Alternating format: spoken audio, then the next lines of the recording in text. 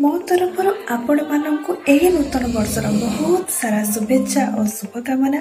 पवित्र नववर्ष प्रभु श्री जगन्नाथ स्वामी आपण परिवार समस्त खुशी नहीं करी आसतु एति मोर श्री जगन्नाथ निकट प्रार्थना।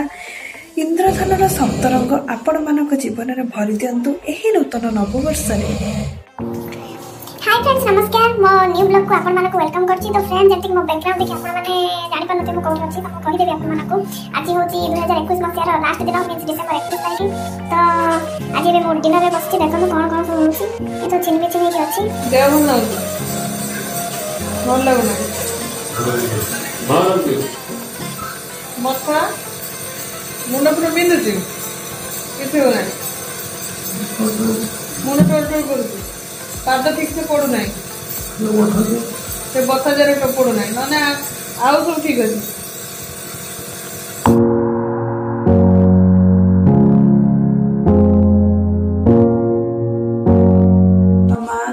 देखंतु सी होजुन मो जेजे।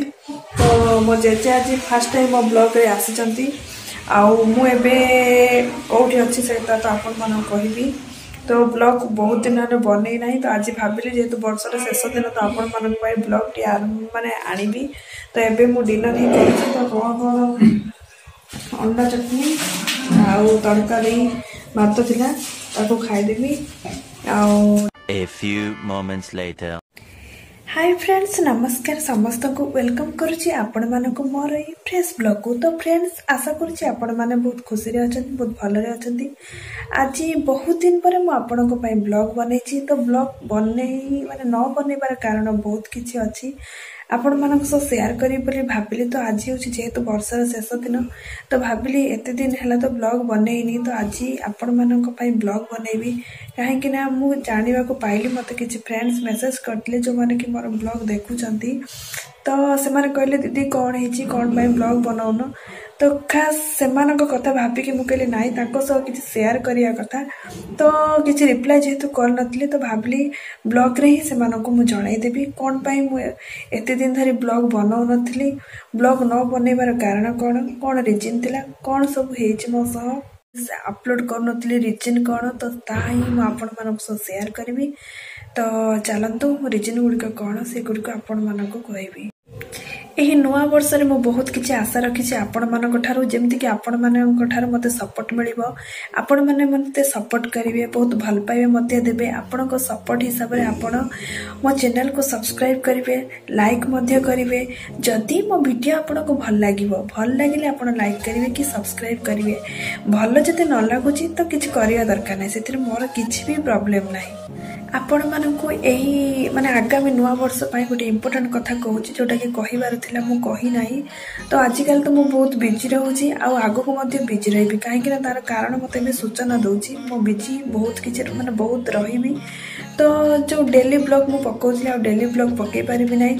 एणिकी मु रविवार दिन मतलब प्रत्येक रविवार मु 8 रे सकाळ 8 रे निश्चय अपलोड करबी मो वीडियो। तो देखिया को जमा भी भूलिबेनी रविवार 8 AM रे। तो फ्रेंड्स, मु एबे कटक रे ही अछि, स्पंदन हॉस्पिटल अछि। मो बैकग्राउंड देखि जानि पाथि ये से नर्सिंग होम रा चित्र।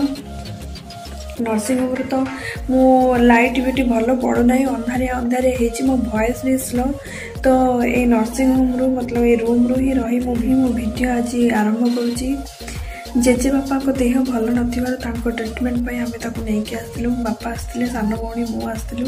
किंतु जेहेतु जेजे बापा मो सह एक्वांटेड मते मो सह टिके कंफर्टेबल हे जांती, तो से चाहिले मु जे तांको पाखरे रहे। तो 3 जण रहिबा असंभव थिला, तेणु मु तांको पाखरे रहि गली। आ एबे अछि मते आउ के नाहंती। टगरे चेकअप करे सरला परे से किंतु निजे चाहिले जे मु जेमती सुस्थ हे घर को फेरिबी।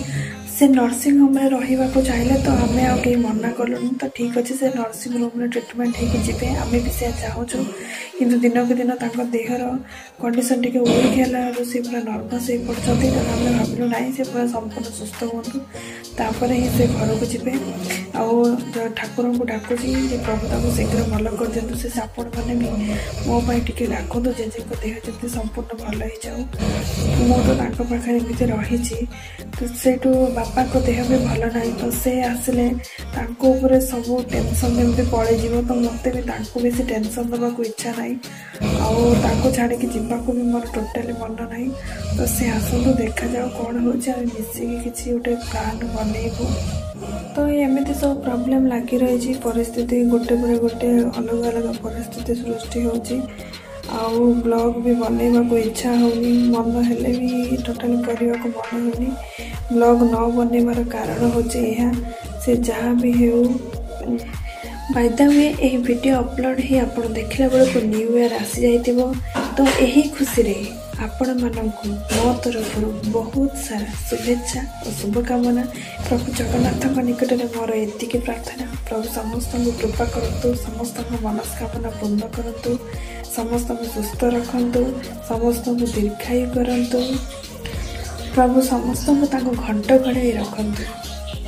ଏହି ନୂଆ ବର୍ଷରେ ମୁଁ ଆପଣମାନଙ୍କୁ କିଛି କହିବାକୁ ଚାହୁଁଛି, ମୋ ହୃଦୟର କଥା। ଆପଣ କାହା ମନରେ କେବେ ବି କଷ୍ଟ ଦେବେ ନାହିଁ କି ଦୁଃଖ ଦେବେ ନାହିଁ। ଯେତିକି ପାରିବେ, ଆପଣ ପାରିଲା ଭଳିଆ ଅନୁଯାୟୀ ଆପଣ ସମସ୍ତଙ୍କୁ କେମିତି ଖୁସିରେ ରଖିପାରିବେ ସେଇଟା ହିଁ ଚେଷ୍ଟା କରନ୍ତୁ। ସବୁବେଳେ ଭାବନ୍ତୁ, ମୁଁ ଆଜି କାହା ମନରେ କଷ୍ଟ ଦେବି ନାହିଁ କି ଦୁଃଖ ଦେବି ନାହିଁ। ନିଜର ପାରିଲା ଭଳିଆ ଅନୁଯାୟୀ ଅନ୍ୟକୁ କେମିତି ସାହାଯ୍ୟ କରିବେ, ସାହାଯ୍ୟ ସହାନୁଭୂତି ମନୋଭାବ ନିଶ୍ଚୟ ମନ ଭିତରେ ରଖନ୍ତୁ। ନିଜର ପାରିଲା ଭଳିଆ କ୍ଷମତାକୁ ଦେଖି ଅନ୍ୟକୁ ସାହାଯ୍ୟ କରନ୍ତୁ, ଦେଖିବେ ଆପଣଙ୍କୁ ବହୁତ ଶାନ୍ତି ମିଳିବ। ଏଇଟା ସତ କଥା ଯେ ସମସ୍ତଙ୍କୁ ଖୁସିରେ ରଖିବା ଆମ ହାତରେ ନାହିଁ, କିନ୍ତୁ କାହାକୁ ଦୁଃଖୀ ନ କରିବା ସେଇଟା ତ ଆମ ହାତରେ ଅଛି ନା। ଆମେ ସମସ୍ତଙ୍କୁ ସାହାଯ୍ୟ କରିବା ପାଇଁ ପାରୁ ପର୍ଯ୍ୟନ୍ତ ଚେଷ୍ଟା କରିବା ଉଚିତ। ତ ଆଉ ବେଶୀ କିଛି କହିବି ନାହିଁ, ଏତିକି ହିଁ ଭାବୁଥିଲି। ନିଜେ ନିଜର ସକ୍ଷମ ଅନୁଯାୟୀ ସାହାଯ୍ୟ କରନ୍ତୁ, ଅନ୍ୟକୁ ସାହାଯ୍ୟ କରନ୍ତୁ, ଅନ୍ୟର ସହଯୋଗ କରନ୍ତୁ। କାହା ମନରେ କେବେ ଦୁଃଖ କଷ୍ଟ ଆଣନ୍ତୁ ନାହିଁ, କେମିତି ଟିକେ ହସ ଫୁଟାଇବା ପାଇଁ ଚେଷ୍ଟା କରନ୍ତୁ। ଏହା ହିଁ ନୂଆ ବର୍ଷରେ ମୋର ଆପଣମାନଙ୍କ ପାଖରେ ବିନତି କରୁଛି। ଆପଣମାନେ ଏତିକି ହିଁ କରନ୍ତୁ। ଆଜିର ଏହି ଛୋଟ ଭିଡ଼ିଓ ଯଦି ଆପଣମାନଙ୍କୁ ଭଲ ଲାଗିଥିବ, ପ୍ଲିଜ୍ ପ୍ଲିଜ୍ ପ୍ଲିଜ୍ ଲାଇକ୍ କରିବାକୁ ଜମା ଭୁଲିବେନି। ମୋତେ ସପୋର୍ଟ କରନ୍ତୁ, ଆପଣଙ୍କ ସପୋର୍ଟ ମୋର ନିହାତି ଦରକାର। ପ୍ଲିଜ୍ ମୋତେ ସପୋର୍ଟ କରନ୍ତୁ। ଆଶା କରୁଛି ଆପଣମାନଙ୍କ ପାଇଁ ମୁଁ ଆଗକୁ ନିଶ୍ଚିତ ଭଲ ଭିଡ଼ିଓ ନେଇକି ଆସିବି। ତ ଆଜି ପାଇଁ ଏଇଠି ହିଁ ରଖିଲି। ଏଗେନ୍ ଆପଣମାନଙ୍କୁ ଏହି ନୂତନ ବର୍ଷର ଅଭିନନ୍ଦନ। ଆଉ ବେଶୀ କିଛି କହିବି ନାହିଁ, ଆଜିର ବ୍ଲଗ୍ଟିକୁ ଏଇଠି ଏଣ୍ଡ କରୁଛି। ରହିଲି, ନମସ୍କାର।